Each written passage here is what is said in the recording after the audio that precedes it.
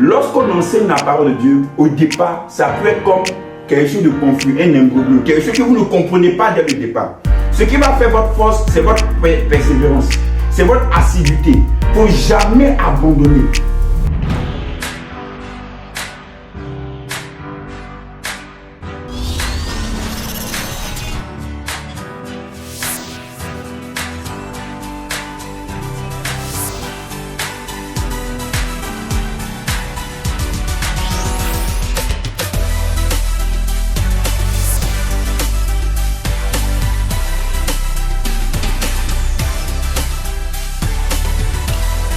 Donc, soyez tous les bienvenus, que la grâce et la faveur de Dieu soient sur votre vie. Nous sommes entrés dans la nouvelle année 2022.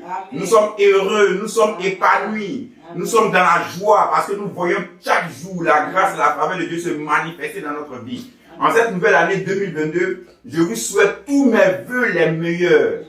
Alors, vous ne pouvez pas comprendre. Tout ce que je souhaite pour vous, c'est que la gloire de Dieu continue à se manifester dans votre vie. Ce que je souhaite pour vous, c'est que dans cette année 2022, que ce soit une année d'explosion, comme dirait ma chère et tant d'épouse pour vous. Que ce soit une année d'influence, une année d'impact. Que ce que vous n'avez encore jamais expérimenté jusqu'à aujourd'hui avec le Seigneur, que vous puissiez l'expérimenter au nom de Jésus. Amen. Non, il y a quelqu'un qui a entendu un amen plus fort que ça. Amen. On dit ce que tu n'as jamais expérimenté jusqu'à présent avec Dieu. Je déclare que tu puisses expérimenter cela au nom de Jésus. Amen. Que tu puisses voir Dieu se manifester de manière concrète dans ta vie et au travers de ta vie. Dis Amen. Amen. Et si que vous avez aussi souhaité de bonnes choses pour ma vie, vous avez prié pour ma vie, vous avez proclamé de bonnes choses pour ma vie. Et vraiment que Dieu vous bénisse pour cela. Gloire à Dieu. Je suis sûr qu'en cette nouvelle année, Dieu encore va faire de grandes choses au travers de ce ministère qu'il nous a donné. Gloire à Dieu. Dieu va vous faire encore comprendre. Dieu va encore vous faire découvrir des choses extraordinaires. Gloire à Dieu. Amen. Parce que n'oubliez jamais, on ne finit jamais d'apprendre avec le Seigneur. Gloire à Dieu. Il y a cette anecdote que je voulais partager avec vous. En 1916, Albert Einstein a écrit un livre sur la théorie de la relativité générale. Ça a fait un boom dans le monde scientifique parce qu'il faisait comprendre des choses encore jamais connues par les scientifiques. Même dans le monde de la physique, waouh, c'était un étonnement. Et en 1920, aux États-Unis, les plus grandes universités l'ont fait venir pour qu'ils puissent tenir des conférences pour leur expliquer cette théorie de la relativité générale. Donc, on lui a octroyé une voiture avec un chauffeur privé qui allait l'emmener à chaque fois dans les différentes universités pour pouvoir enseigner cela, cette nouvelle théorie. On dit, à chaque fois, la première fois qu'il est parti dans une université, il a commencé à enseigner. Le chauffeur, qui était quand même curieux, il s'est quand même mis au fond de la salle pour écouter ce que Einstein était en train d'expliquer en ce qui concerne la théorie de la relativité générale. On dit, il ne comprenait rien. Il dit, mais qu'est-ce que ce gars est en train de raconter? Il ne comprenait rien. Il dit, c'est pas grave. Ils sont partis après dans la deuxième université. Il est parti encore. Il s'est mis au fond de la salle. Il a encore écouté. Il ne comprenait toujours rien. Jusqu'à 3 fois, 4 fois, jusqu'à 14 fois, 15 fois, il était assidu, il était persévérant. Et la 15e fois, il devait aller à l'université de Stanford.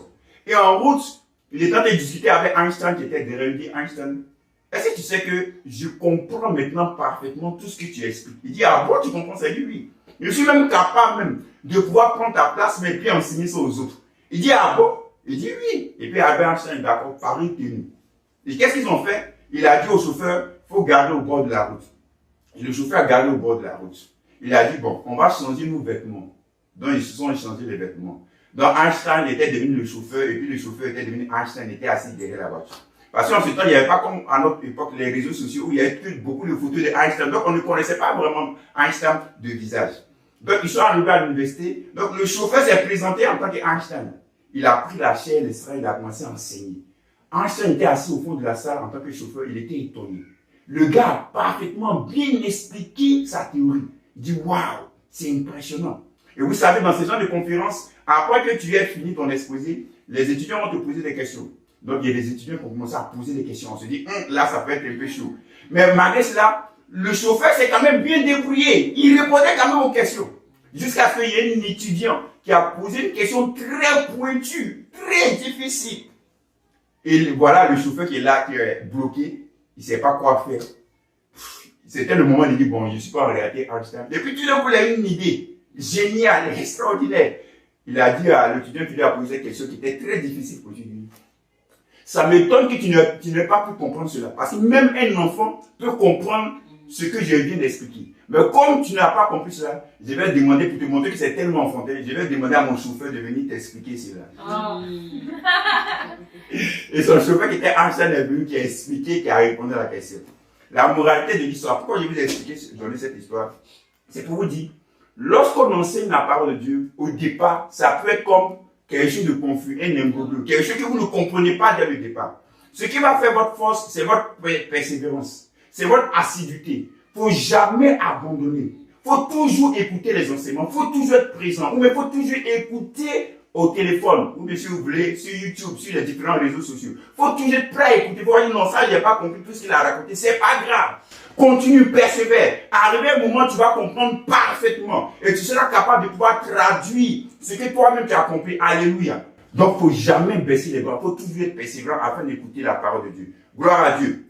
Donc, nous avons parlé de la révélation que Dieu nous donne au travers des Écritures. On va prendre Luc chapitre 24, verset 31.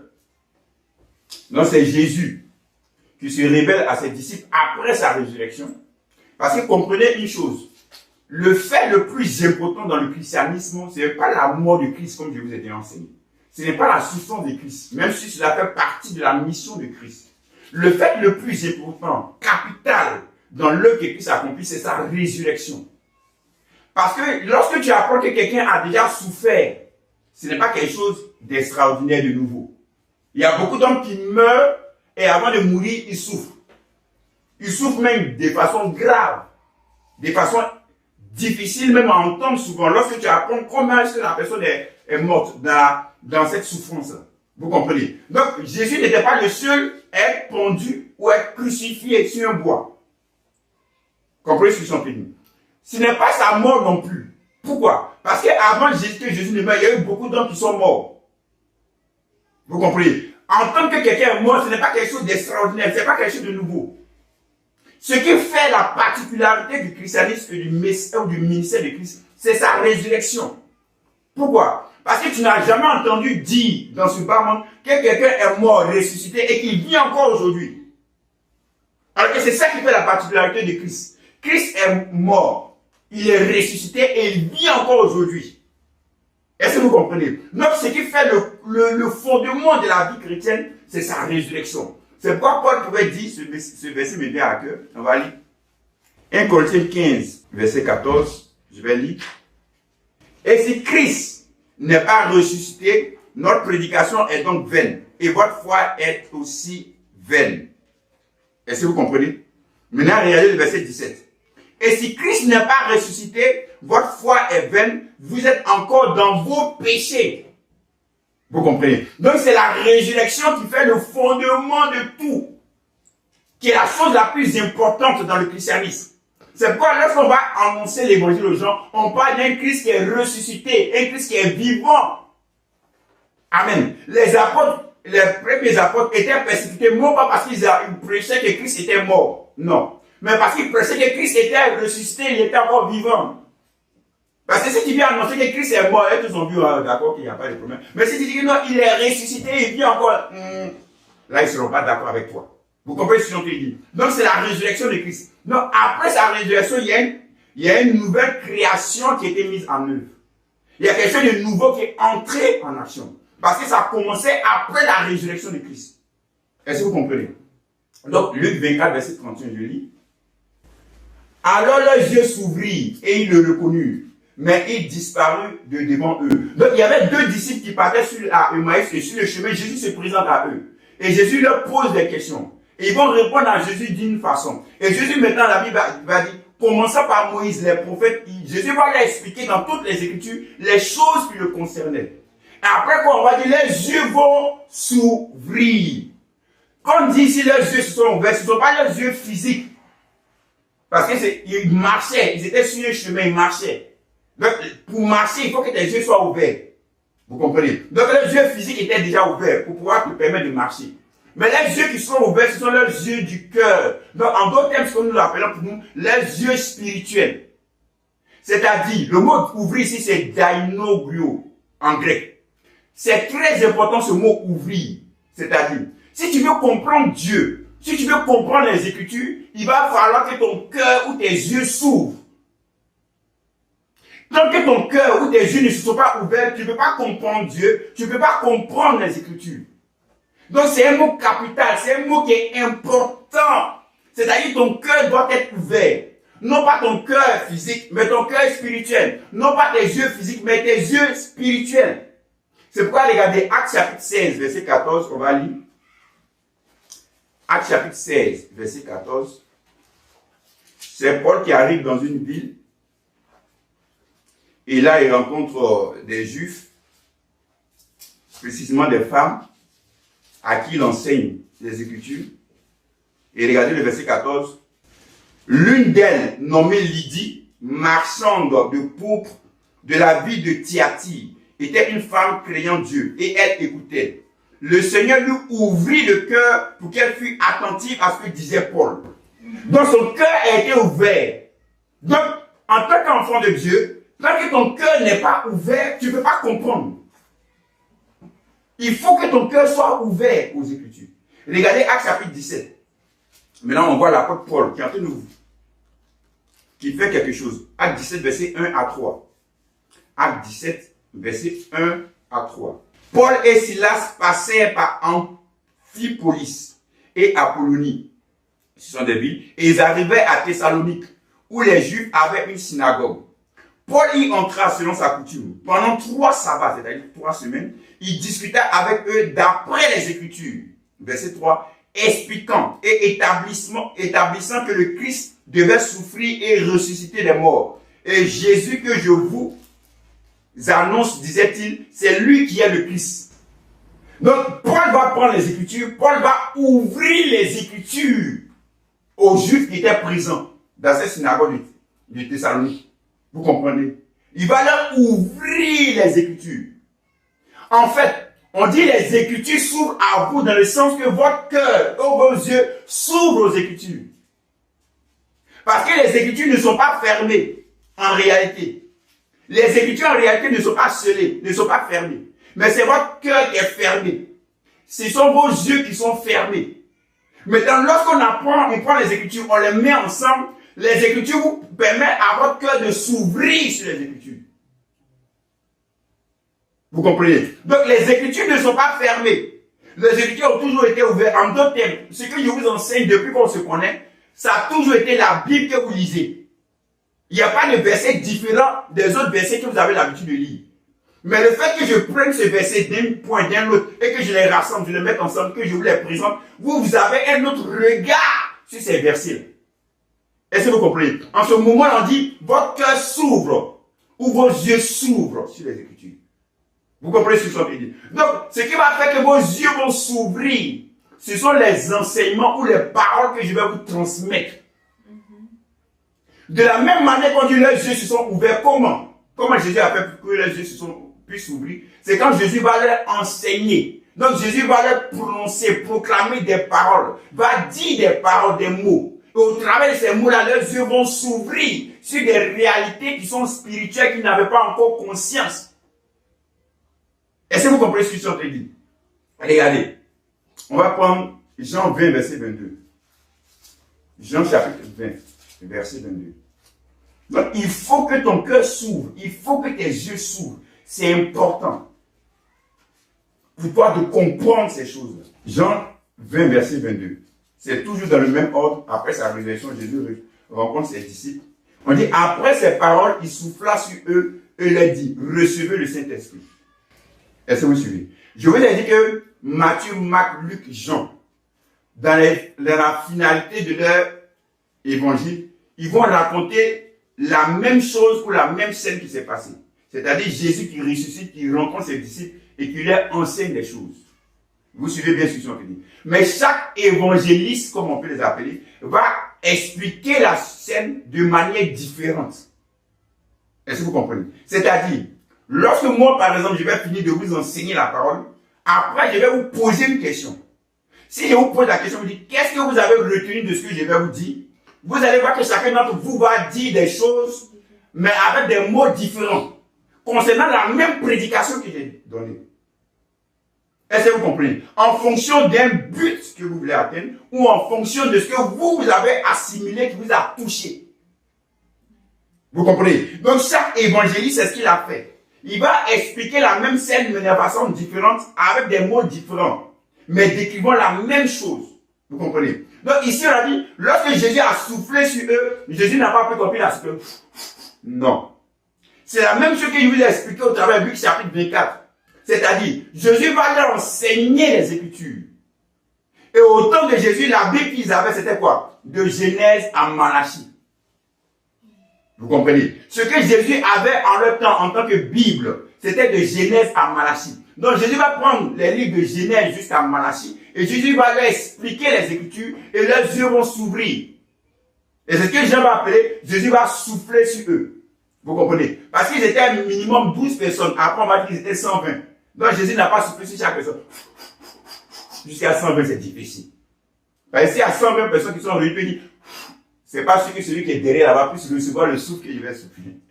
Vous comprenez? Donc, c'est ce qu'on appelle, en genre littéraire, une figure de style, une métaphore, une image pour expliquer quelque chose. C'est pourquoi, quand on voit ce texte-là, on va directement dans Genèse. Où on voit Jésus, on dit Dieu fait quoi? Quand Dieu a créé Adam, Dieu a soufflé dans ses narines. C'est pas que Dieu a pris Adam comme ça. Parce que où est la bouche de Dieu déjà? Si Dieu qui est grand, comment est-ce que sa bouche sera? Avec les petites narines d'Adam, il va souffler dedans. Est-ce que vous comprenez? C'est ce qu'on appelle aussi une métaphore, toujours, une figure de style. Donc, c'est pour dire quoi? C'est Dieu va transmettre la vie à Adam au travers des paroles qu'il va lui donner. Comprenez ça bien. Donc, lorsque je vous enseigne ici, la vie de Dieu vient en vous. Vous comprenez? C'est pourquoi Jésus va dire, mes paroles sont esprit et vie. On a vu dans Genèse, on va voir aussi, il y a un autre aussi dans l'Ancien Testament qui en a parlé. On va voir Ézéchiel chapitre 37, verset 5. Je lis, ainsi parle le Seigneur, l'Éternel, à ses eaux. Voici, je vais faire entrer en vous un esprit et vous vivrez. Donc il a dit, recevez l'esprit. En fait, lorsqu'on prêche l'évangile, lorsque la personne reçoit, que la personne comprend, l'esprit de Dieu vient habiter en toi. Et l'esprit de Dieu, c'est la vie. Mes paroles sont esprit et vie. Donc Jésus ne faisait que répéter ce qu'il a dit dans les Écritures. C'était dans l'Ancien Testament, ce qu'on appelle l'Ancien Testament, dans Genèse et puis dans Ézéchiel. Ézéchiel a dit, lorsque l'esprit viendra en vous, l'esprit viendra avec la vie. Vous comprenez? C'est pour dire, nous, en tant qu'enfants de Dieu, on a la vie de Dieu en nous. C'est l'esprit de Dieu qu'on a. L'esprit de Dieu, c'est la vie de Dieu qui est en nous. Donc, il y a la vie de Dieu en toi. Dis Amen. Amen. Ne recherche pas encore que tu aies la vie. Tu as déjà la vie de Dieu en toi. Pourquoi? Parce que tu as déjà reçu l'esprit. Comment? Parce que lorsque tu as entendu l'évangile, tu as compris et tu as accepté Christ et l'esprit de Dieu est venu habiter en toi. Tu as déjà l'esprit de Dieu en toi. Tu as déjà la vie de Dieu en toi. Est-ce qu'ils ont compris? Maintenant, pour comprendre ces réalités spirituelles, dans ce monde spirituel que tu es, tu as besoin de continuer à écouter les enseignements, afin que ces enseignements puissent te faire comprendre, découvrir ces réalités spirituelles. C'est toujours par les paroles. Les paroles sont capitales. Regardez ce que l'Esprit de Dieu met, on va voir ensemble. Exode chapitre 4. C'est Dieu qui rencontre Moïse sur le mont Sinaï. Moïse avait déjà fui. Il avait fui, il est parti à Madian. Il a épousé même la fille du prêtre de Madian. Il était devenu berger, comme son beau-père, parce qu'on disait que c'était le troupeau de son beau-père. Et là, Dieu va se révéler à lui. Et Dieu va lui confier la mission pour laquelle il s'est révélé à lui. Maintenant, écoutez ce que Moïse va dire. Moïse va dire, ah Seigneur, toi tu sais où? Moi je n'ai pas la bouche facile. Je ne peux pas parler facilement. Et regardez ce que Dieu va dire. On va lire à partir du verset 10. Exode 4 à partir du verset 10. C'est trouvé? Moïse dit à l'Éternel, ah Seigneur, je ne suis pas un homme qui ait la parole facile. Et ce n'est ni d'hier, ni d'avant-hier, ni même depuis que tu parles à ton serviteur. Car j'ai la bouche et la langue embarrassées. L'Éternel dit, qui a fait la bouche de l'homme et qui rend muet ou sourd, voyant ou aveugle? N'est-ce pas moi l'Éternel? Va donc, je serai avec ta bouche. Et je t'enseignerai ce que tu auras à dire. Moïse dit, ah Seigneur, envoie qui tu voudras envoyer. Alors la colère de l'Éternel s'enflamma contre Moïse et il dit, n'y a-t-il pas ton frère Aaron le Lévite? Je sais qu'il parlera facilement. Le voici lui-même qui vient au-devant de toi. Et quand il te verra, il se réjouira dans son cœur. Verset 15. Tu lui parleras et tu mettras les paroles dans sa bouche. Et moi, je serai avec ta bouche et avec sa bouche. Et je vous enseignerai ce que vous aurez à faire. Il parlera pour toi au peuple, il te servira de bouche. Et tu tiendras pour lui la place de Dieu. Vous suivez? En fait, c'est quoi un prophète? Un prophète, c'est un porte-parole. J'ai pris ce texte qui est une belle illustration de ce que c'est qu'un prophète. On a dit Ézéchiel, c'était un prophète. Et Dieu lui a dit de prophétiser. On a vu la prophétiser, on a vu ce que ces ossements d'eau sont devenus. Une armée puissante parce qu'il y a la vie de Dieu qui est entrée en eux. Comment cela s'est fait, le processus? C'est ça qu'on va expliquer maintenant. Dieu va dire à Moïse d'aller annoncer au peuple d'Israël la bonne nouvelle qu'il va mettre dans son cœur. Il dit, il ne peut pas. Dieu va dire, bon d'accord, je vais choisir ton frère Aaron, qui sera pour toi ton prophète, c'est-à-dire ton porte-parole. Il va parler à ta place. Donc un prophète, c'est un porte-parole. C'est celui en qui on met les paroles et qui va transmettre ces paroles. Est-ce que vous comprenez? Il va dire à Moïse que toi, tu vas tenir la place de Dieu. En hébreu, la place d'Élohim. Il n'a pas dit que Moïse est Dieu, comme lui. Il a dit que tu vas prendre la place de Dieu, d'Élohim. Le mot Elohim, ça veut dire quoi? Un Elohim, c'est une personne ou un être qui est supérieur à toi. On appelle les divinités en ce temps-là les Elohim. Pourquoi? Parce que les divinités sont supérieures en guillemets aux hommes. On appelle les juges en le temps, comme dans Somme. Je vous ai dit, vous êtes des dieux. On les appelle les juges des dieux. Pourquoi? Parce que les juges sont élevés en autorité sur les autres. Donc, un Elohim, ou un Dieu dans ce contexte-là, c'est celui qui est élevé en autorité sur toi. Donc, Moïse était, Dieu va dire, je vais te placer à une position élevée sur Aaron. Vous comprenez? Donc, quand on dit nous sommes des dieux, nous, en tant qu'enfants de Dieu, c'est-à-dire nous avons une position spirituelle qui est élevée sur le diable, sur les démons, sur les circonstances, sur les situations. Mais avec nos frères, nos amis, ceux qui même s'ils ne sont pas chrétiens, nous sommes égaux.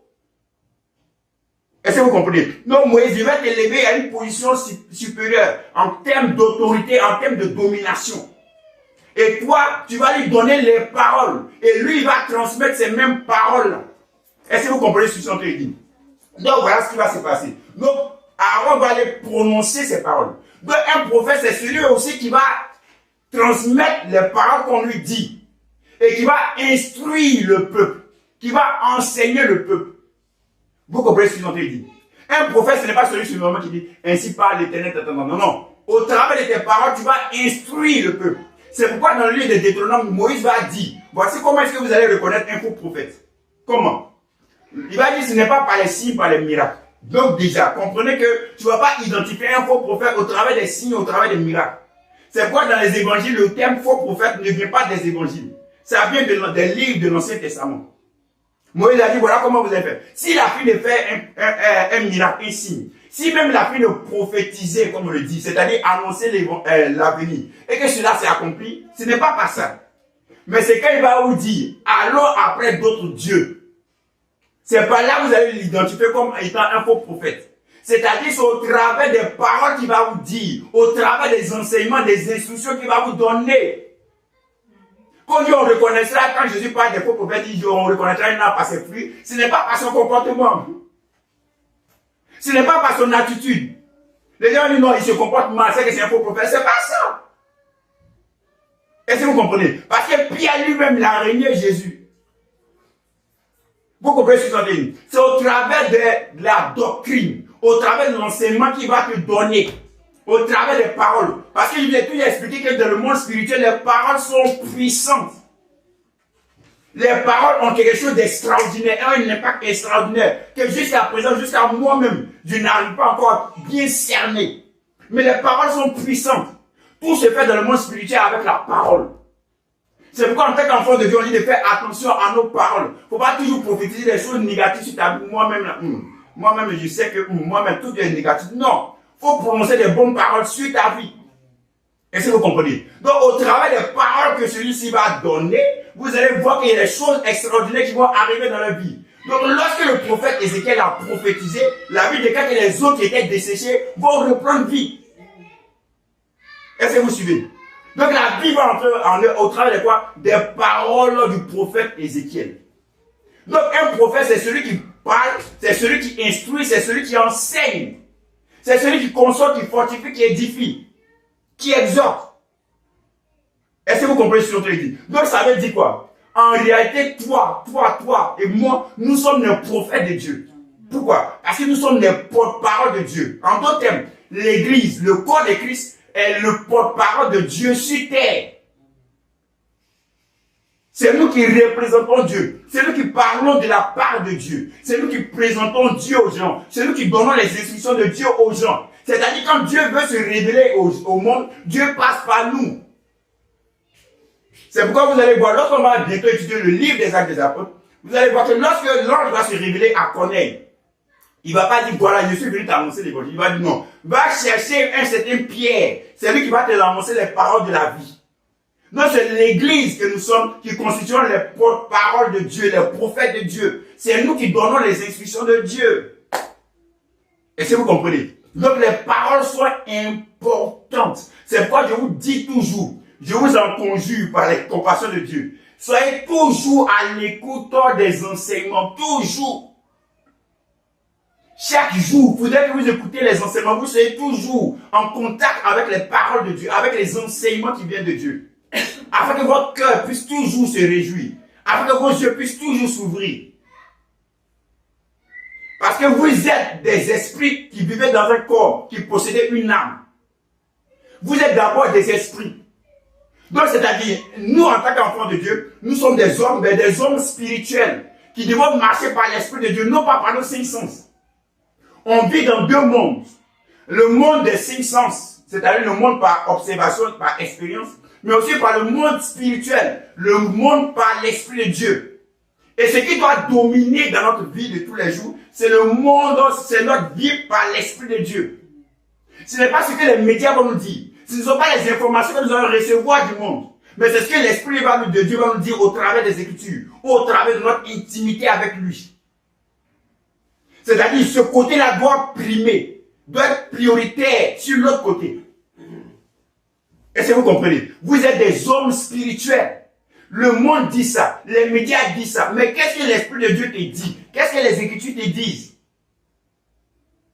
Le monde dit, oh, c'est le chaos, c'est fini, on ne peut plus rien faire, c'est la fin du monde. Mais qu'est-ce que l'Esprit de Dieu te dit? Qu'est-ce que les Écritures te disent? C'est pourquoi vous allez voir, lorsque vous avez cette compréhension des choses, vous allez voir que vous serez toujours animé de sérénité, de tranquillité, d'esprit, d'âme. Pourquoi? Parce que vous savez. Je vais dire ça comme ça. Parce que vous savez. Il y a des choses que vous savez que les autres ne savent pas, qui vous mettent dans cet état-là. Donc nous, en tant qu'enfants de Dieu, on a quelque chose de plus grand que eux n'ont pas. C'est pourquoi le Seigneur a dit, il est avantageux pour vous que je m'en aille. Donc nous, on en a un avantage, c'est qu'on a l'Esprit de Dieu en nous. Au travers de l'Esprit de Dieu, on a la compréhension des Écritures. Au travers de la compréhension des Écritures, nos yeux sont ouverts, notre cœur ouvert.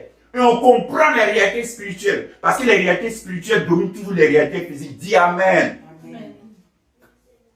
Donc ainsi par la proclamation, par l'enseignement, par la prédication, nos yeux s'ouvrent, notre cœur s'ouvre. Regardez, on va lire Luc 24, verset 27. On va revenir dans Luc chapitre 24. La parole te fait du bien. Verset 27. Toujours les deux disciples sur le chemin de Maïs, et commençant par Moïse et par tous les prophètes, il leur expliqua dans toutes les Écritures ce qui le concernait. Le mot commencer en grec c'est akomai ou ake, selon la déclinaison. En hébreu c'est récif. C'est ce qu'on a vu dans Genèse 1, verset 1. Au commencement, Dieu créa les cieux de la terre. En fait, il y a une chose que je veux que vous compreniez.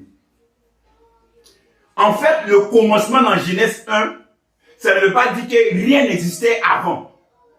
Quand on dit au commencement, Dieu créa les cieux de la terre.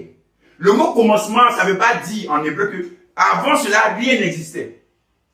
Le mot hébreu en commencement, c'est quoi? C'est réchif, comme je vous ai dit. Mais regardez. Parce que dans le verset, on dit la terre était informe et vide. Donc, c'est-à-dire la terre existait déjà. Maintenant, regardez. On va voir ce mot-là dans d'autres versions. Prenons Genèse 49, verset 3. Genèse 49, verset 3. C'est Jacob qui est en train de prononcer sa bénédiction sur ses 12 enfants. Il va dire ceci en ce qui concerne son premier-né, Ruben. C'est trouvé? Quelqu'un peut faire la lecture? Ruben, toi, mon premier-né, ma force et les promesses de ma vigueur, supérieur en dignité et supérieur en puissance. Donc là, il parle de Ruben, donc d'une personne. Il y a le mot réchif qui est utilisé, les prémices. Vous comprenez? Regardez, on va aller Genèse chapitre 10, verset 10. Est-ce que c'est-à-dire avant que Ruben n'existait, il n'y avait pas de vie avant Ruben? Si, il y avait Jacob qui était là, c'est lui qui prononçait la bénédiction. On va à Genèse chapitre 10, verset 10. Il régna d'abord sur Babel, Érec, Akkad et Calne au pays de Shinéar. De ce pays-là Verset 11. sortit Assur, il bâtit Ninive, Rehoboth, Hir, Calar et Rézen. Entre Ninive et Calar, c'est la grande ville. Maintenant, dans le verset 9, vous allez voir qu'on parle ici de Nimrod, qui était le fils de Cush. Cush ici, c'est celui qui est l'ancêtre des Africains. Dans la Bible, dans le langage biblique, lorsqu'on dit Cush, on parle de l'Éthiopie. Lorsqu'on dit Mitzraïm, on parle de l'Égypte. Donc on dit, ce noir-là, donc cet Africain-là, il a été le premier à bâtir un royaume sur la terre.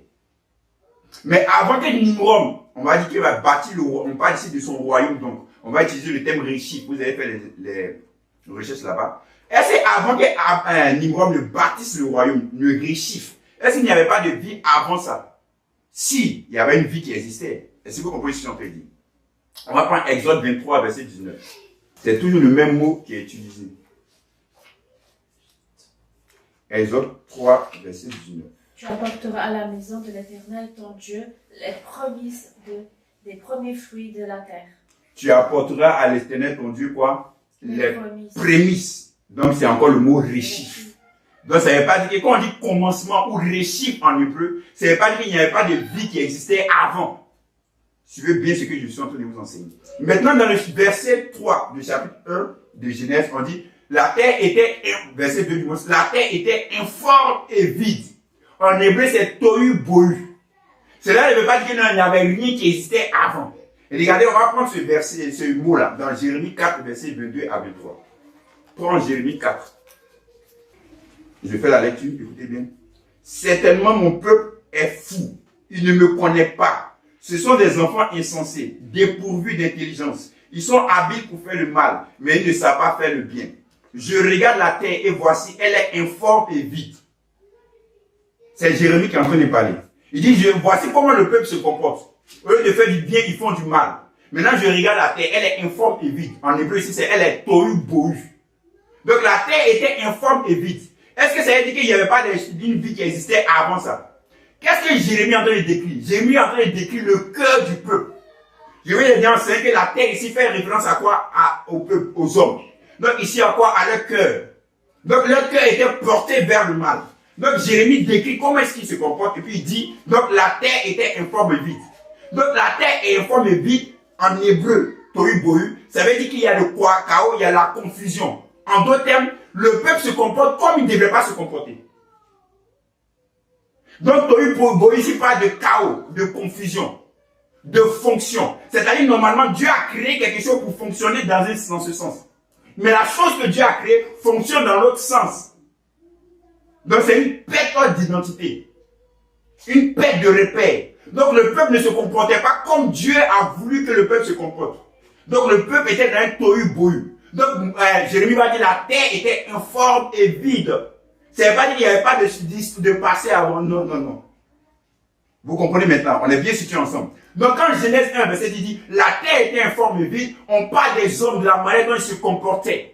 Quand Dieu créa les cieux de la terre. Donc je vous enseigne que le chapitre 1 de Genèse, le chapitre 2 de Genèse parle de quoi? Du projet de Dieu. En d'autres termes, tu peux appeler ça de la rédemption de Dieu, de la recréation. En fait, le texte ne parle pas de la création de la matière, mais de la recréation, de la rédemption, de la nouvelle création. Est-ce que vous comprenez? C'est ce que Dieu a dit. Le peuple se comporte comme il ne devait pas se comporter. C'est pourquoi le peuple est dans les ténèbres, donc dans la confusion, dans le chaos. Ils sont tohu bohu. Maintenant, je vais recréer une nouvelle catégorie une nouvelle race, qu'on va appeler une nouvelle création. Cela va se faire au travers de Christ. Pourquoi? Regardez. Lorsqu'on a utilisé le mot récit tout à l'heure dans les différents versets que vous avez donnés, on a parlé de Ruben, donc d'une personne, qui était le premier-né. Qui est le premier-né de toute la création? Christ. On a parlé de Nimrod, qui a quoi? Qui a bâti un royaume. Ils ont utilisé le terme récit. Qui est venu bâtir son royaume sur cette terre? C'est qui? Un royaume éternel. C'est Christ, vous comprenez? Exemple 23, on a parlé des prémices. On dit Jésus, au travers de sa résurrection, il était les prémices de ceux qui seront ressuscités. Qui est le prémisse des prémices de ceux qui seront ressuscités? C'est Christ. Donc, qui est le commencement ici? C'est Dieu. En deux termes, c'est Christ. Ou c'est Dieu dans la personne de Christ. Est-ce que vous comprenez? Donc, Dieu est en train de parler de son projet de récréation, de la nouvelle création ou de la rédemption en Christ. Donc, ce n'était pas de la matière. C'est quoi prochainement, lorsque l'Esprit de Dieu m'enseigne, nous donnera de nous faire comprendre.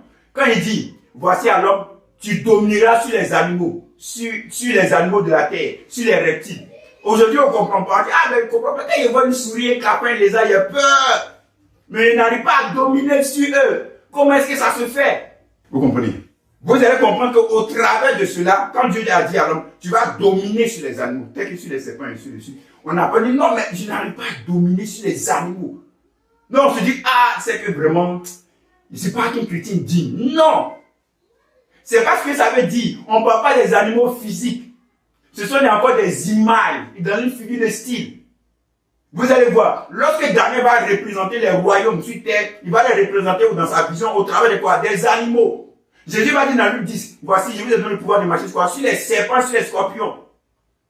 Et sur toute la puissance de l'ennemi. Est-ce que c'est les serpents, les scorpions qu'on voit? Non.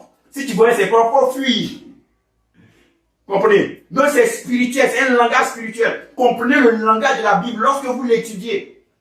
Il ne faut pas dire, ah, moi je ne comprends pas pourquoi je n'arrive pas à dominer sur la souris, à dominer sur les lézards, sur les serpents, c'est que je sais. Non, non, c'est pas ça. Tu domines sur Satan, sur les démons et sur les œufs. Dis Amen.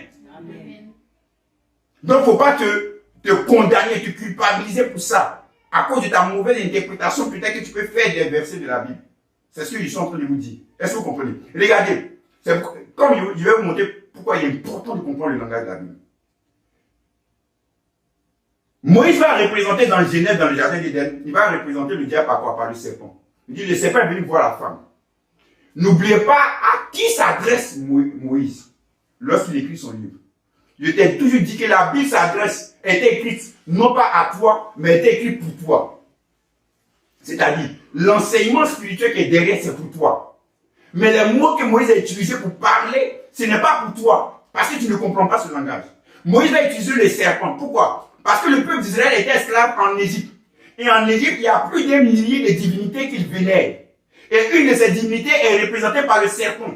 J'ai fait les recherches la dernière fois. Il y a la tête de serpent, une divinité qui a la tête de serpent. Et cette divinité, elle parlait, on dit c'est la divinité de la terre.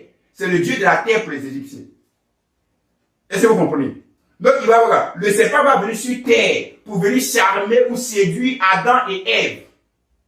Donc on sait pour eux, ils savent quand on comprend le langage serpent, on parle d'une divinité ou d'un dieu ou un faux dieu.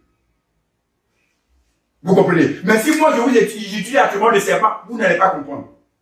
C'est pourquoi il faut repartir dans le langage primaire, original, et essayer de comprendre selon que eux ils ont compris lorsqu'on leur enseignait les Écritures ou lorsqu'on leur écrivait les Écritures.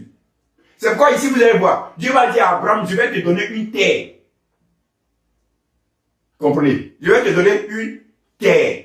Pourquoi? Parce que le peuple d'Israël, en général, c'était des agriculteurs et des fermiers. Donc quand on parle de terre, ils comprennent.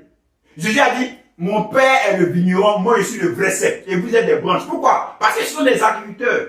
Ils comprennent ces thèmes-là. Ils comprennent ces images. Le Seigneur dit, voici comme un semeur qui est parti semer. Sa semence est tombée sur le long du chemin. Pourquoi? Parce que ce sont des agriculteurs, ils comprennent. Vous comprenez? Donc ils vont utiliser leur langage, leur contexte, leur culture pour véhiculer la parole de Dieu ou la pensée de Dieu. Donc il ne faut pas toujours prendre ça de façon physique pour toi, de façon littérale. C'est beaucoup de façon parabolique. Ce sont des images. Est-ce que vous comprenez ce que je dis? Donc il va prendre le serpent, il va dire, voici le serpent, il s'est présenté à lui, il va dire, il y avait l'arbre de la vie et l'arbre de la connaissance du bien et du mal. Donc ils comprennent qu'on parle d'arbre. On dit, ils vont prendre l'arbre de la connaissance le fruit de l'arbre de la connaissance du bien et du mal, et ils vont manger. Donc les gens disent, non, c'est quel arbre? Peut-être c'est le premier, peut-être c'est... Non. Jésus va dire dans Matthieu que ce n'est pas ce qui entre dans l'homme qui le souille, mais c'est ce qui sort de l'intérieur de l'homme qui le souille. Donc on ne parle pas de la nourriture physique. Vous comprenez? Mais pour eux, comme c'était des agriculteurs, des fermiers, ce sont des choses qu'ils comprennent mieux. Ça véhicule un langage spirituel. Donc il faut comprendre le langage de la Bible pour bien interpréter les choses, pour comprendre les réalités spirituelles qui sont cachées derrière. Est-ce que vous comprenez ce que je dis? Ça va? Oui. Ok. Maintenant, regardez Genèse 1, verset 26. On va terminer avec ça. Genèse 1, verset 26. Dieu va dire quoi? Puis Dieu dit, faisons l'homme à notre image, selon notre ressemblance, et qui domine sur les poissons de la mer, sur les oiseaux du ciel, sur le bétail, sur toute la terre, et sur tous les reptiles qui rampent sur la terre. Dieu va dire à l'homme de s'étendre. Il va dire à Adam et Ève, remplissez la terre. De vous à moi. Est-ce que Adam et Ève pouvaient remplir toute la terre? Non. En fait, je vous ai dit que le projet de Dieu qui était ici présenté. En fait, le projet de Dieu ici, c'est quoi? C'est la nouvelle création en Christ. Donc, Dieu dit, la nouvelle création en Christ, ce qu'on appelle de nos jours, pour un langage plus facile, l'Église, va se répandre dans toutes les nations. C'est-à-dire, c'est le même message que Jésus va donner à la résurrection, dire, allez faire de toutes les nations des disciples. Allez faire de toutes les nations. Voici, vous êtes un témoin à Jérusalem, dans la Judée, dans la Samarie et jusqu'aux extrémités de la terre. Est-ce que vous comprenez? C'est le langage de la Bible pour expliquer quelque chose. Maintenant, Dieu dit, il va faire l'homme à notre image et selon notre ressemblance. L'image, c'est quoi? En fait, quand on dit Adam a engendré un fils, et ce fils-là était à son image. En fait, l'image, c'est le représentant. Regardez, lorsqu'on veut adorer les divinités dans les régions païennes, on fait une représentation. En d'autres termes, on fait une image. En hébreu, tselem, en grec, icône. On fait une image. C'est-à-dire l'image qu'on va adorer, qu'on va vénérer, c'est le représentant de ce Dieu qu'on ne voit pas. Donc une image, c'est une représentation de quelqu'un ou de quelque chose. Vous comprenez? Donc on dit, il est l'image de Dieu. Ici on parle de qui? Quand Dieu dit, faisons l'homme à notre image et selon notre ressemblance, qui est l'image, qui est la ressemblance dont Dieu parlait? Voilà. Maintenant, regardez Colossiens 1. On va prendre Colossiens 1. On va prendre d'abord verset 12 à 13 jusqu'au verset 15. Je lis. Rendez grâce au Père qui vous a rendu capable d'avoir part à l'héritage des saints dans la lumière, qui nous a délivrés de la puissance des ténèbres. Quand on dit qu'il nous a délivrés de la puissance des ténèbres, vous pensez à quoi? Genèse 1. Il y avait les ténèbres qui étaient là. Donc il nous a délivrés de la confusion, de la domination du diable, qui nous a délivrés du chaos, de la confusion, du tohu-bohu, du désordre. Maintenant, qui nous a fait, qui nous a transportés dans le royaume du Fils de son amour. Amen. Donc dans la lumière. En qui nous avons la rédemption, la rémission des péchés. Verset 15. Il est l'image du Dieu invisible, le premier-né de toute la création. Donc il est l'image du Dieu invisible. Donc au travers d'Adam, Dieu est en train de parler ici de son projet qui est écrit de la rédemption qui est qui? Qui est Christ. Maintenant, regardez. Vous vous rappelez la dernière fois lorsque j'ai dit que les gens sont venus poser la question à Jésus en ce qui concerne le divorce. Jésus a dit, au commencement, il n'en était pas ainsi. Ce que l'homme, Dieu a séparé, ce que Dieu a uni plutôt, que l'homme ne sépare pas. En fait, ce que vous devez comprendre, c'est quoi? Jésus, ici, en disant cela, Jésus n'était pas en train de parler du mariage physique. En guillemets, Jésus parlait du mariage spirituel. Jésus disait qu'en Christ, l'homme et la femme seraient unis. Et ils vont devenir une seule chair. Pour nous, on va dire un seul esprit. Et vous comprenez? Et quand ils vont devenir un en Christ, personne ne pourra les séparer. En d'autres termes, il n'y aura plus l'esprit de Dieu pour les hommes ou l'esprit de Dieu pour les femmes. C'est le même esprit sur les hommes, sur les femmes. Pourquoi? Parce que dans certaines cultures, la femme était mise, était un être qui n'est pas digne de confiance. Qui était relégué au second plan. Qui est considéré comme étant un être inférieur. Mais Dieu dit dans son projet de la nouvelle création dans lequel nous sommes déjà, la femme sera au même titre que l'homme. C'est-à-dire, de la manière que je vais utiliser l'homme, c'est de cette manière que je vais utiliser la femme.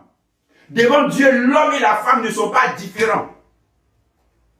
Est-ce que vous comprenez ce que je suis en train de dire? C'est pourquoi dans l'incarnation, Dieu est passé par une femme. Par la résurrection, la première personne à qui Dieu s'est révélé, c'est encore une femme. Marie de Magdala. C'est pourquoi lorsque le Saint-Esprit est descendu sur les apôtres, Pierre a dit, vos fils et vos filles prophétiseront. Est-ce que vous comprenez? Je suis en train de te dire ça pour que tu puisses comprendre qu'en tant que femme, ta véritable identité, tu la trouves en Dieu, en Christ. Tu n'es plus dans la confusion, tu n'es plus dans le chaos. Lorsque tu retrouves ta véritable identité en Christ, en Dieu, tu deviens quelqu'un qu'on ne peut pas arrêter. Parce que tu deviens un instrument puissant entre les mains de Dieu. Dis Amen. Amen. Tu fais des choses extraordinaires. Tu as la même capacité que Dieu a placée en l'homme, c'est-à-dire la capacité spirituelle que Dieu a placée dans le mal. Tu as cette même capacité aussi. Donc ne te sens pas inférieur, ne te sens pas remis au second plan, non. Faut prendre ce que Dieu a mis en toi et le manifester, dis Amen. Amen. C'est ça le projet de la nouvelle création de Dieu. Donc que personne, que l'homme ne sépare pas ce que Dieu a uni en Christ. L'homme et la femme, on le sait exclus ensemble. Est-ce que vous comprenez? C'est pourquoi dans la chambre haute, on va dire qu'il y avait aussi des femmes lorsque l'Esprit de Dieu est descendu. C'est très important de comprendre ça. Je vais terminer par là. On va prier. À partir du dimanche prochain, on va faire une étude à partir du livre des Actes des Apôtres. Je veux déjà commencer de pouvoir lire le livre des Actes des Apôtres, ou de relire le livre des Actes des Apôtres, afin qu'on soit tous au même niveau de compréhension lorsqu'on va faire les enseignements. Ça serait un voyage extraordinaire, un voyage beau. Je vous préviens en même temps. Parce que l'Esprit de Dieu me fait comprendre, moi je suis trop heureux, je suis trop dans la joie. Et j'aimerais vous partager cela aussi. Donc, tenez-vous prêts par rapport à cela, en déjà priant dans ce sens, et puis en commençant à relire encore le livre des Actes des Apôtres. Alléluia. On va prier. Tu vas rendre grâce au Seigneur. Tu vas rendre grâce au Père. On a vu tout à l'heure dans le verset 12 de Colossiens 1. Rendez grâce au Père de ce qu'il a fait pour vous. À chaque fois qu'on explique les Écritures au travers de ce que Christ a fait pour toi, la première chose qui doit venir dans ton cœur, c'est le remerciement, c'est la reconnaissance. C'est d'être reconnaissant pour ce que Christ a accompli pour ta vie. De l'amour que Dieu a manifesté à ton égard. À chaque fois qu'on parle de ce que Christ a manifesté à ton égard, tu ne peux que dire, Seigneur, je te remercie. Parce que je ne méritais même pas cela. À mon sens, je n'étais même pas digne. Mais regarde tout ce que tu as accompli pour moi. Je n'étais même pas conscient de toutes ces choses-là. Mais malgré cela, tu l'as fait. Je n'étais même pas conscient même de toi, de ton existence. Mais quand même, tu l'as fait. Je n'étais même pas conscient de ce que tu étais un Dieu bon. Dieu d'amour. Parce qu'il te décrivait comme étant un Dieu méchant, un Dieu mauvais. Mais malgré cela, tu l'as fait. C'est pourquoi Paul pouvait dire que Dieu prouve son amour avec nous. De ce que lorsque nous étions encore des pécheurs, Christ est mort pour nous. Ce n'est pas qu'on était des hommes bien. Malgré qu'on était mauvais. Malgré que le monde était dans les ténèbres. Malgré qu'on était dans le tohu-bohu, dans les désordres. On ne fonctionnait pas comme Dieu voulait qu'on fonctionnait. Mais Dieu, il ne s'est plu de venir dans la personne de Christ, dans un homme, et de venir accomplir toutes ces choses-là pour nous. Afin qu'aujourd'hui, nous soyons appelés des fils et des filles de Dieu. Afin qu'aujourd'hui, nous soyons appelés des héritiers et des héritiers de Dieu. Afin qu'aujourd'hui, tu sois appelé co-héritier de Dieu. Afin que tu saches qu'il y a toutes ces choses-là qui sont devant de toi pour toi. Afin que tu puisses en jouir. Afin que tu puisses t'épanouir de cela. Christ a dit, la vie que je suis venu vous apporter, c'est une vie abondante. Une vie abondante. Ce n'est pas seulement une vie, mais une vie abondante. Une vie qui va te conduire dans la joie. Qui va te conduire dans l'épanouissement. Plus tes yeux s'ouvrent, plus ton cœur s'ouvre, plus tu découvres ces réalités-là, plus ton cœur ne peut que grandir dans la joie. Je veux que tu rendes grâce au Père. Que tu lui dises merci pour son œuvre dans ta vie, au travers de ta vie. Ensemble, prions le Seigneur.